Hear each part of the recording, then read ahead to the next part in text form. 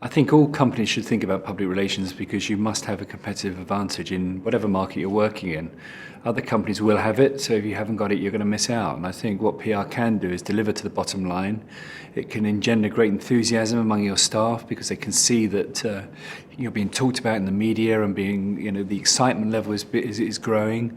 And I think it also can act as a protection for anything that might go wrong.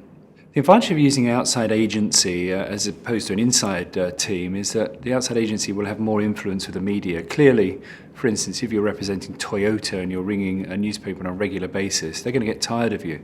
An agency is ringing a newspaper on a regular basis for different clients, so they have different conversations, they build relationships on a regular basis, and agencies are as important to a newspaper as a newspaper is to the agency because they need the copy. So if you're a top agency or an agency with good media contacts, you can be of great influence for your clients.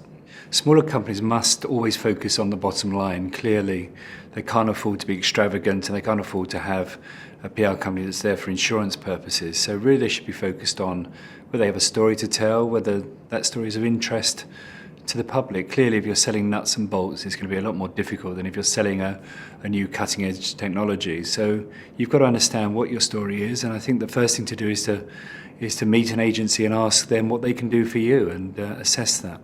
PR mistakes are plentiful in the business world, and I think one of the first ones is just not being prepared. It's a bit like a medical issue or an issue with the law. People never think it will happen to them.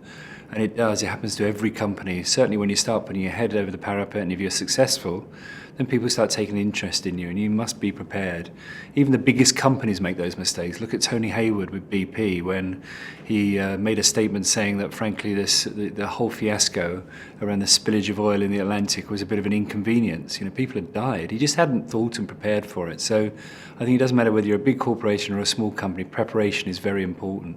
That's one of the first mistakes. The second thing is to try and cover up something.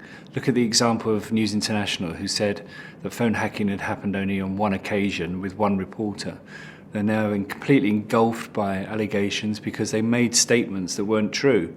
And very often it's the cover-up that is more important than the crime that's committed in the first place. So I think it's being prepared and making sure you don't cover up something. Being honest and open and transparent is always the better option.